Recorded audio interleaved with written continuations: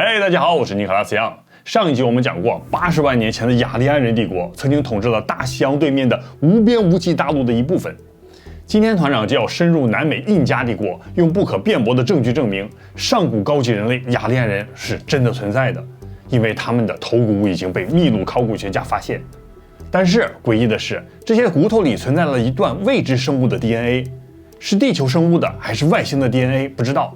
但是我们可以由此推断，人类是不仅仅有亚当夏娃这一个版本，实际上还存在 2.0 版甚至是 3.0 版，而他们的父亲不是人类。今天故事开始前，团长必须隆重感谢一下我们频道最优秀的支持者 Surfshark VPN， 感谢你在过去的1年让我们的手机、电脑、账号密码还有信用卡远离诈骗集团的危害。我们频道的天才观众不是大富大贵就是事业有成，所以团长要特别提醒大家，一定要在我们的手机和电脑上下载来自荷兰的专业数据加密专家 Surfshark VPN。在任何网络中，只要你轻轻一点 Surfshark VPN 就会立刻把你的姓名、账号密码、浏览记录等等所有的数据进行加密，可以随时变换网络 IP 地址，让我们在全球网络中瞬间移动。这样不仅可以解锁不同国家的奈飞影片，玩不同国家的游戏，甚至还可以在线购物，享受不同国家的折扣。它有一个非常厉害的功能，就是 Surfshark Antivirus， 它可以帮您随时扫描文件，零时差捕捉在线威胁，也能保护你的网络摄像头。在进入不安全的网站时，也会跳出来提醒你哦。点击优秀天才团新春专享链接 surfshark.com/尼可拉斯样，就可以享受额外4个月的免费 Surfshark VPN 全方位保护。一个账号还能同时在无线设备上使用，可以分享给亲朋好友一起用。不够，那就再送最高10个 GB 的3类 eSIM 卡流量，24小时全年无休止线上客服，让你不用担心不会操作。团长精心挑选的赞助伙伴只有2个字：大气。好了，今天的故事要从南美洲的秘鲁、玻利维亚、智利这一大片奇异的荒漠开始。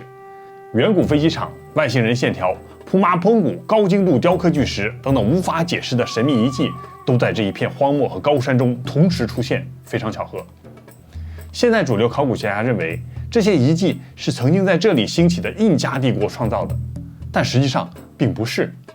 因为根据第一批和印加帝国接触的西班牙征服者和传教士的日志，印加帝国在16世纪刚被发现的时候，他们还是处于新石器时代的晚期，没有任何工具可以雕刻这些巨石。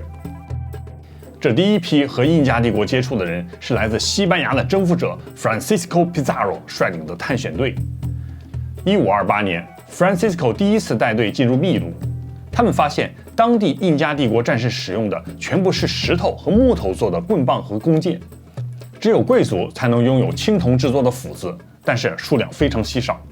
所以在16世纪初期，拥有1500万人的印加帝国还是处于新石器时代和早期金属时代之间的年代。它的时间线相对于距今4000多年前的中国夏朝科技水平，还是比较原始。因为他们主要还是用的石头工具，这么算的话，印加帝国和当时的西班牙的科技水平相差程度有3500年。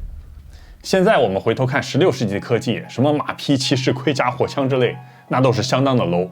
但是在当时，西班牙征服者带着这些破烂货，对于印加帝国简直就是毁灭性的打击，你都无法想象。我给大家出一道题，你们猜，征服者 Francisco 用了多少人灭亡了1000多万人的印加帝国？答案是168人，其中有62名骑兵，106名步兵。1532年9月，印加帝国大阿哥阿塔胡鲁帕为了争夺皇位，率领20万大军，刚刚击败了他的兄弟，获得王位。他还没有来得及庆祝，就听探子来报：皇上啊，大事不好了！我们海岸线中出现了奇怪的人类，他们骑着巨大的羊驼，非常可怕。皇上阿塔胡鲁帕就问：好，他们有多少人？探子就回答说168人。皇上立刻大笑：区不到200人，何足挂齿。于是他就率领了8万印加精兵，在秘鲁的卡哈马拉卡的一个广场上，准备会一会这些西班牙人。当天 Francisco Pizarro 提前到达，他把他的168人全部都埋伏在广场周围的屋子里，准备偷袭。接着太阳就开始下山，他们就看到印加皇帝阿塔胡鲁帕带了庞大的队伍慢慢走入广场，一共有6000多名禁卫军。Francisco 在他的日志中写道：我听说当时许多的西班牙人因为纯粹的恐惧都尿在了自己身上，却完全没有注意到。168人对6000人，西班牙士兵吓得都小便失禁。大家可以感受一下当时有多么紧张。这168人可能随时都会全军覆灭。这里不得不赞叹一下信仰的力量，他们一心都是想的征服这些野蛮人都是上帝的旨意，一定会成功，所以他们都坚持的硬着头皮上。之后有一个西班牙神父叫做 Vincent， 带着他的修士跟班慢慢的走了出来，走进广场要面见印加皇帝。这时候他拿出了一本圣经，慢慢递给了皇帝，说这一切都是上帝的旨意，如果你不归顺上帝，等待你们的就只有灭亡，你们的人民也会遭殃，因为这一切都是你的错。皇帝阿塔胡勒巴接过圣经一翻，这什么东西，一个字都不认识，还胆敢威胁寡人，于是唰了一下就把这个圣经给扔在地上。这时候神父一看大惊，冲上去大喊：亵渎啊亵渎，出来快出来，基督徒们快攻击拒绝上帝那些敌人的走狗们。这时候全场一片寂静，大家都呆了。突然火炮和枪声响起， Francisco 带着骑兵骑着印加人从没见过的像怪物一样的高头大马冲进队伍，开始砍杀。印加人从来没有见过枪炮的巨响，还有这些怪物大马，6000人瞬间都乱了，全部溃散。于是一晚上西班牙就歼灭了2000多名印加人战士，俘虏了皇帝阿塔胡勒巴。但是西班牙没有一个人阵亡，这就是高科技碾压式胜利。如果有人说这是策略，还不能说明问题。接下来就更加夸张，在阿塔胡勒巴被西班牙人处死之后，西班牙扶持了一个傀儡皇帝，叫做 Manco Inca 二世。这个人深藏不露，卧薪尝胆，最后在1536年5月6日发动起义，率领了10万人的印加军队攻击印加帝国都城 Cusco， 准备消灭里面所有的西班牙人。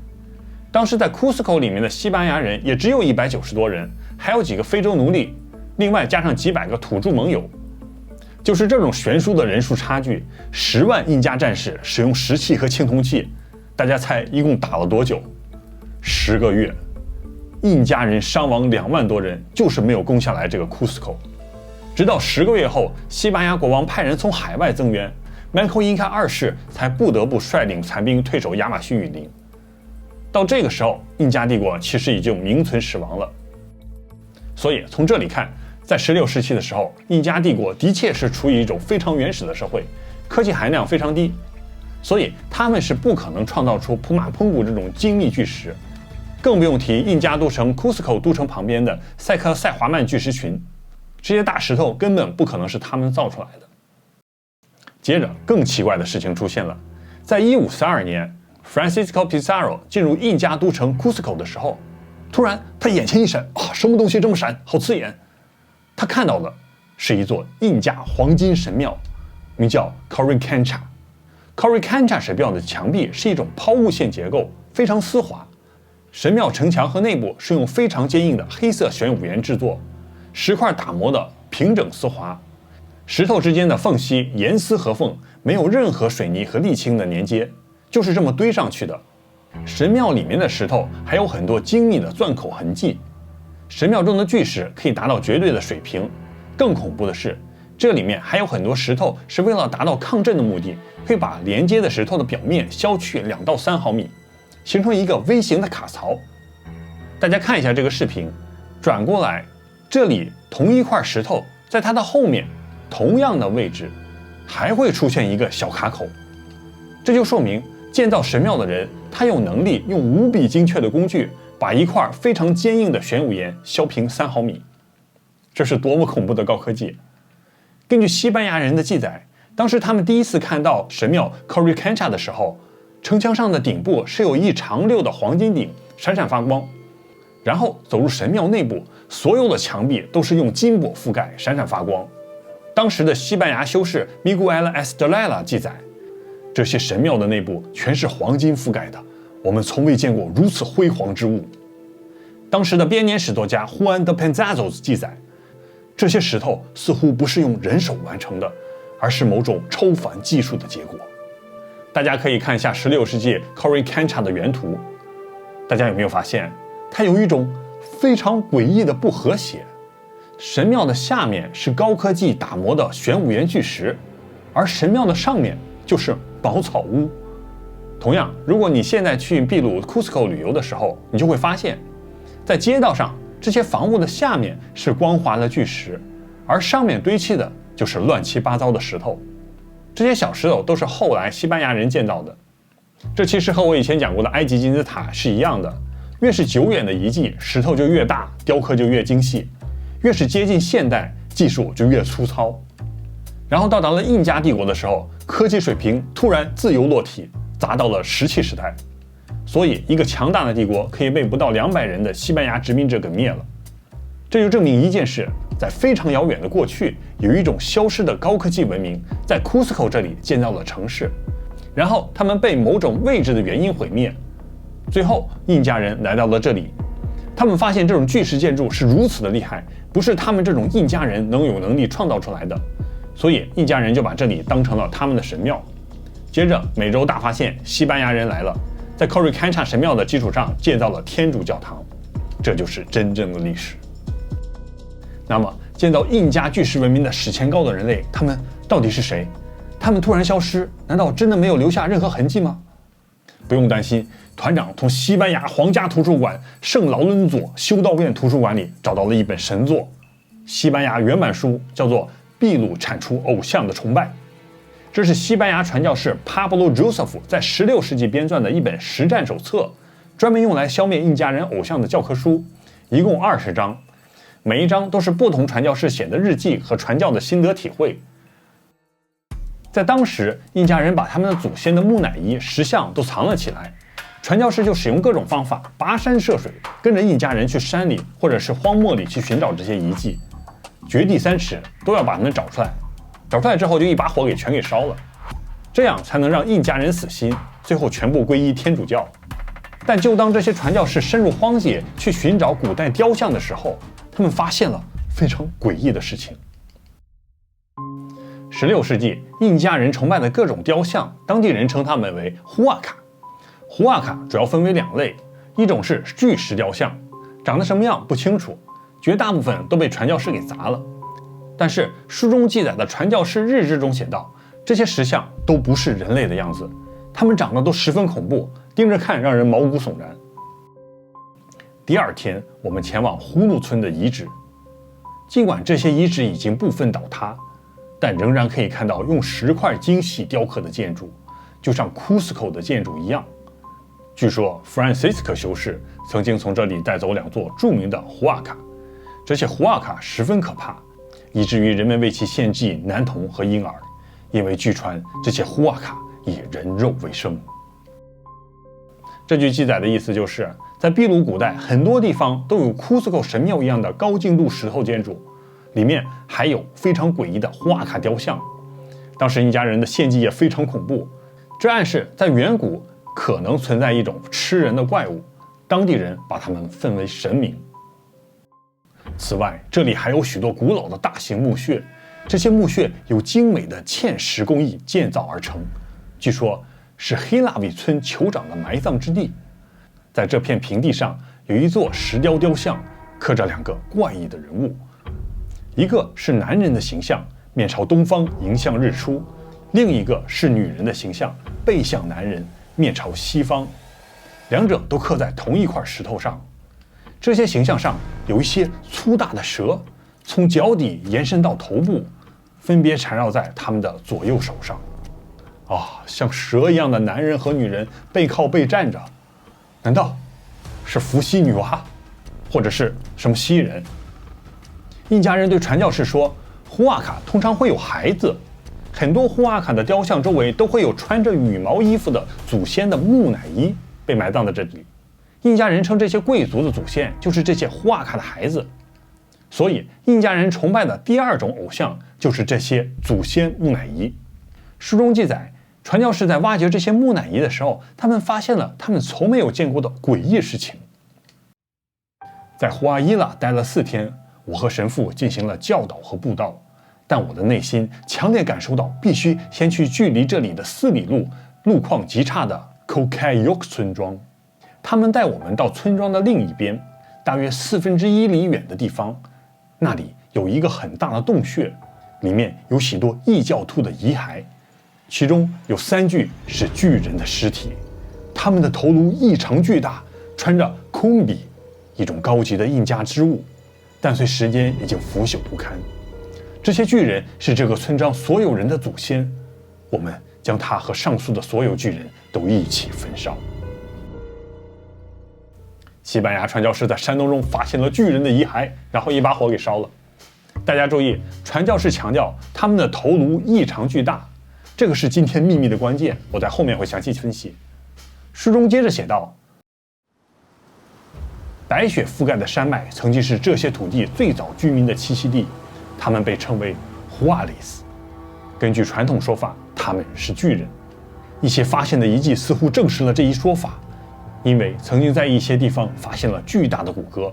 这些骨骼的尺寸极其夸张，并且令人难以置信，它们大约是现今人类的6倍大小。6倍大小就是大约10米多高。这些传教士是不是在瞎说或者是什么眼花了？并不是，因为在1553年出版的秘鲁编年史中，对秘鲁巨人的事实也有记载，而且讲的是更加详细。当时西班牙探险家 Pedro Cieza 来到秘鲁的圣艾丽娜的港口，这里曾经有一个巨大的淡水井，现在已经看不到了。他描述井边周围有一圈切得非常整齐的大石头，而且井挖得非常深。Pedro 就写道，当时印加原住民说，他们的祖先曾经讲过，在很久以前，有一群巨大的人类乘坐芦苇筏从海上前来，在这里登陆。这些人长得像大船一样，四肢和身体比例相称，但是头部非常大，和整个身体不成比例，简直是一种怪物。他们的头发一直垂到背部，眼睛大小像盘子一样，他们穿着动物皮制成的衣服。这些巨人在当地定居之后，以某种类似村庄的方式建造了这里。即使在今天，人们仍然记得这些房屋遗址的位置。由于他们没有找到足够的水源，这些巨人就挖了非常深的井。这项工程无疑是值得铭记的，因为这些井是在坚硬的岩石中挖掘的。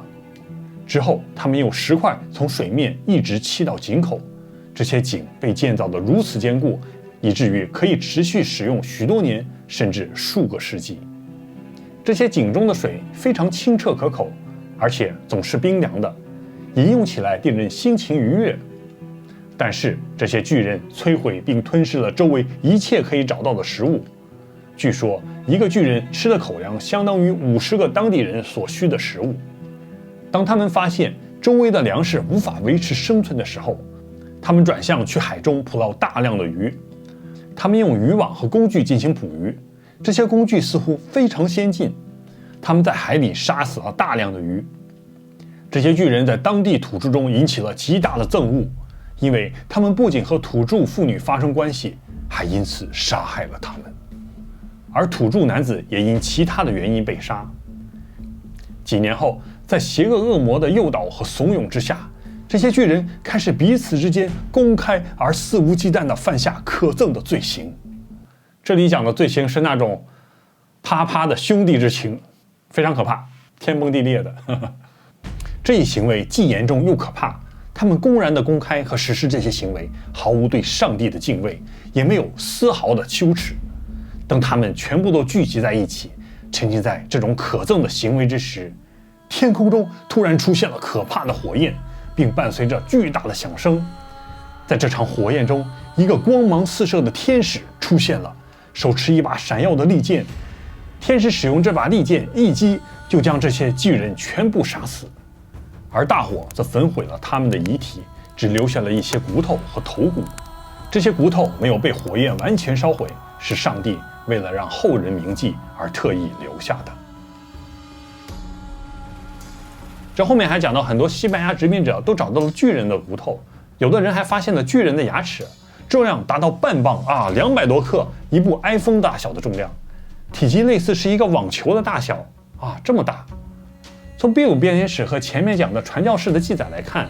秘鲁的高精度巨石建筑很有可能就是这群巨人用某种高科技建造而成的。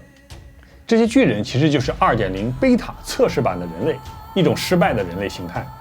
在圣经创世纪中，他们是堕落天使和人类结合出来的拿非林人 Nephilim。但是在秘鲁还有第3种人类形态出现，人类 3.0。他们就是传教士记载的胡瓦卡的孩子们。他们记载的木乃伊经常被供奉在胡瓦卡身边。这些胡瓦卡的孩子们，他们长得什么样？几百年来都没有任何人知道，因为这些木乃伊被当时的西班牙传教士都给烧了。但是在1927年，一位秘鲁的原住民大叔改变了这一切。1952年，有一位大叔走进了秘鲁的海港城市 Pisco， 他戴着圆圆的眼镜，看起来文质彬彬，不像是普通的原住民。他名叫 Julio Tello， 是秘鲁的外科医师，美国哈佛大学人类学博士，南美洲第一位原住民考古学家，秘鲁考古学之父，绝对的天才。当时他在 Pisco 城中的市场中闲逛，突然他发现当地人在卖一些文玩古董，这些古董是一些古代的针织物、羊毛毯之类的，花纹非常漂亮。于是他就拿起来看，这一看不得了，上面全部都是一些非常奇怪的印加神，有些长着翅膀的天上飞舞，有些青面獠牙，嘴里还伸出长长的像蛇一样的舌头。忽略总结了一下，发现这些形象最大的特点就是这些蛇在嘴里有，背后和腰间也有。难道这就是当年西班牙传教士砸碎的胡瓦卡神像的样子？忽略一看，赶紧就问：这些珍珠物到底是从哪里来的？原住民就说：这是我们从南边的沙漠里挖出来的。于是忽略就带着考古队进入 Pisco 城南边的帕拉卡斯沙漠，在这里进行挖掘。1927年10月25日，忽略在沙漠中突然发现了一片切割得非常整齐的石块，在石块墙壁下有一个洞穴，洞穴中放着好多像蛋一样的缝合物，它们是一层一层的普拉卡斯羊毛毯，上面就画着当时发现的这种奇怪的怪物。随后忽略把这些毯子一层一层的剥开，突然忽略惊呆了，这里面包裹的是木乃伊，但是这些木乃伊却有着巨大的头骨，和整个身子不成比例。当时忽略在这一片沙漠中发现了300多个这样的木乃伊包裹，具有长头头骨的木乃伊占 80%。 当时是1920几年，大家发现这些东西都根本无法理解，也没有 DNA 测试。直到2战结束以后，人们的思想慢慢的开放了以后，这些头骨才慢慢被世界知道。那这些长头人到底是谁？他们为什么也有和之前我们说的巨人都有着特别大的不成比例的头骨？难道他们都有着共同的基因？但为什么这些长头人却不是巨人的那种10米高的高度，而是和现代人类差不多高？我在以前死海古卷和以诺书中讲过，堕落天使和人类结合生出巨人拿非林人，神觉得他们是失败的邪恶生物，于是就把他们给全灭了。在灭了他们之前，神让亚当的直系第9代孙拉麦的妻子怀了孕，生出了一个孩子，这就是亚当的第10代，名叫诺亚。我讲的这个记载是来源于死海古卷的拉麦之书，书中记载，当时诺亚出生的时候，皮肤是发着光的，头发像羊毛一样柔软，非常漂亮，闪着光，而且他生出来的时候就大喊赞美上帝。当时诺亚他爸拉麦这么一看震惊了，吓得不行了，然后心头一想不对啊，这是怎么搞的？这不是正常人的样子。于是赶紧就跑过去大骂他老婆，这是不是天使的孩子？你是不是背着我干了见不得人的事情？后来以诺从天上出现，就对拉麦一家人说，这都是神的安排，神要发动大洪水消灭巨人，记住你们要雪藏诺亚，直到洪水到来之前。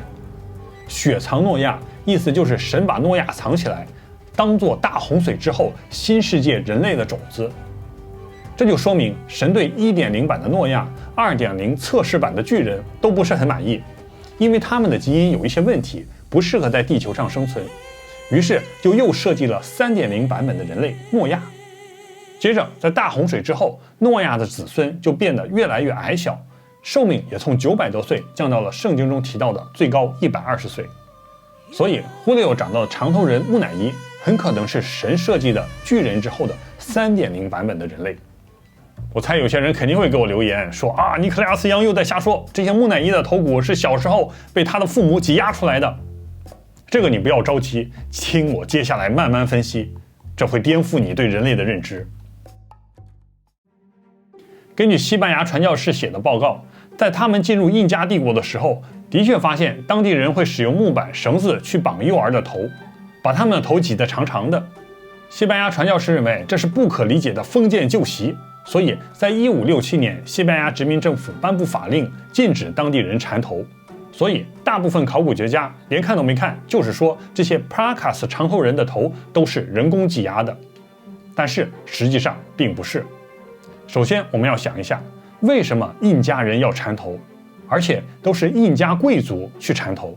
缠头会大大提高幼儿的致死率，但是为什么印加贵族还要这么做？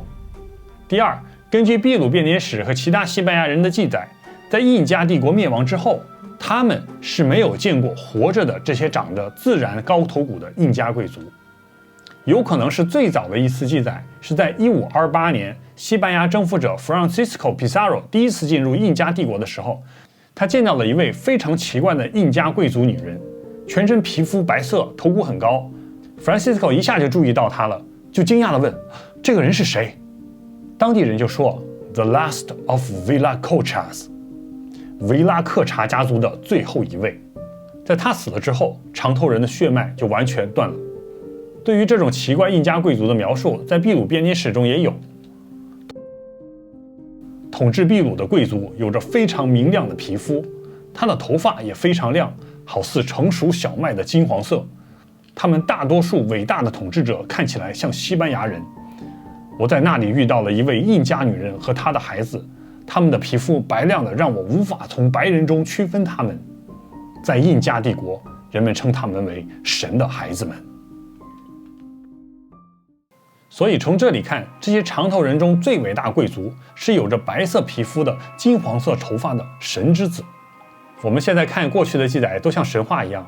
但是这确实是真的。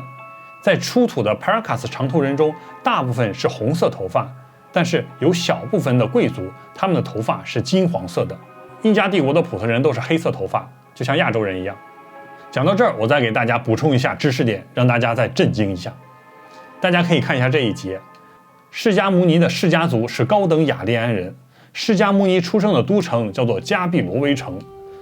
加毕罗威在梵语中的意思是黄头之地，拥有黄色头发人居住的地方。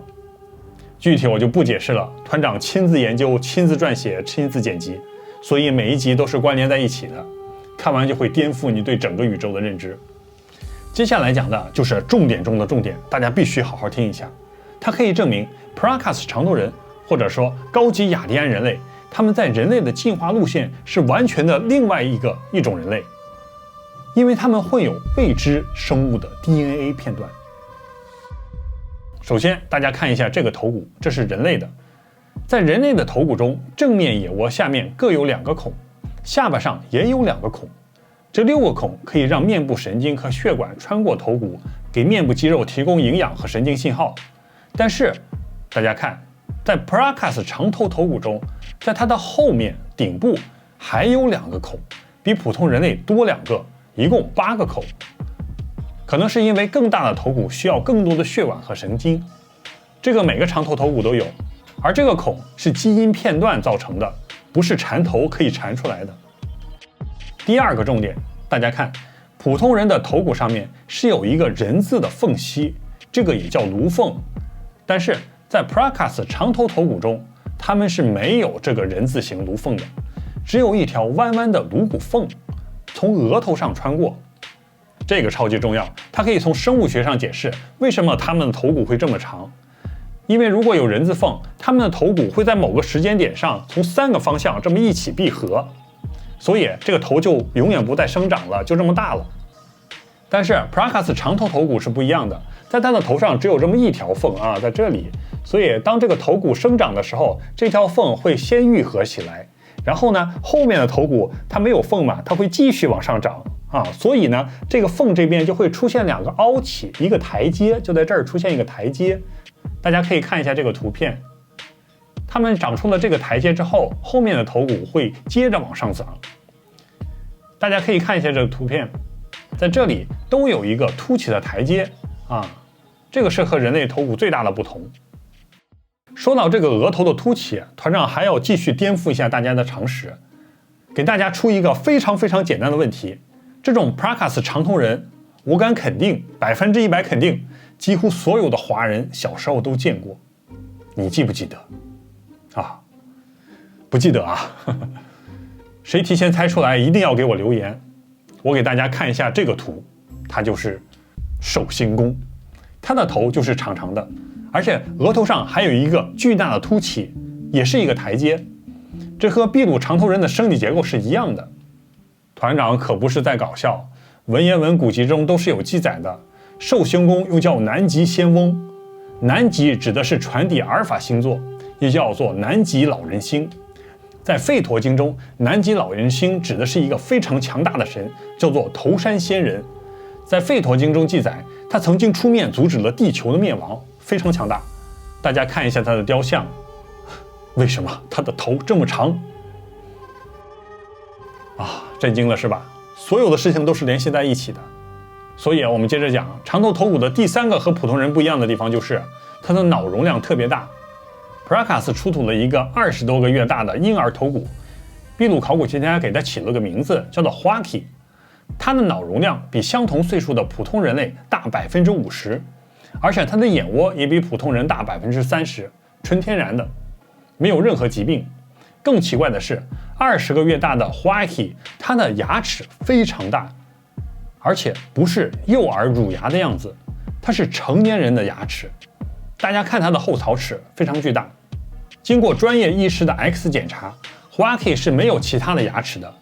这就说明 Huaki 一出生长出来的第一套牙齿就是成人的牙齿。正常人类的幼儿在长出第一套乳齿之后，在他们的额中还备着另外一套牙齿，但是 Huaki 没有，它就一套，就是成人的牙齿。大家有没有发现，在死海古卷中，诺亚出生的时候直接说话赞美上帝，在释迦牟尼出生的时候也大喊天上地下唯我独尊，这就可能是一种符号，一种暗示。在这些高级人类在出生的时候就已经具备了某些成年人的特征。另外还有一个疑点，就是 Huaki 有20根肋骨，而普通人类有24根。秘鲁人类学家 Theo Paladis 博士在研究了 Huaki 和其他长头人的 DNA 后得出结论，他们的母亲确定是人类，但是无法确定父亲是什么物种。父亲的 DNA 在地球上也无法找到样本。难道他们的父亲真的是天使？圣经讲的都是真的。最后给大家讲另外一个诡异的地方，就是这些头骨很多都有洞，而且上面会覆盖金属片。有人说这是古代脑部外科手术，但是还有一种研究说，在颅骨中钻口可以提高大脑血液含量，进而可以让人迅速进入冥想状态，达到通灵的效果。这个属于边缘科学，是有些科学依据的，但我感觉这可能是脑机接口。我们别忘了，他们可是神的孩子，要和神沟通的。这个以后给大家详细分析一下。另外一件非常诡异的巧合就是，在最近1-2年 UFO 现象特别多，而且在秘鲁纳斯卡矿洞中出土了很多类似外星人的3指木乃伊，只有3个指头。团长查了很多资料，这些木乃伊都是真的，而且他们的 DNA 报告也出来了，他们也有人类 DNA 的片段，很可能是人类4.0版。所以我们今天讲的话题就变得越来越有意思了。但是团长精力有限，今天就讲到这里，以后给大家继续讲。如果大家喜欢团长的原创影片，请通过订阅、点赞和开启小铃铛来支持团长的原创频道，这样团长就更加有动力为大家讲述远古的秘密。再次感谢今天最优秀的天才赞助商 Surfshark VPN， 大家一定要点击 surfshark.com 尼古拉斯样来购买他们的数据加密服务，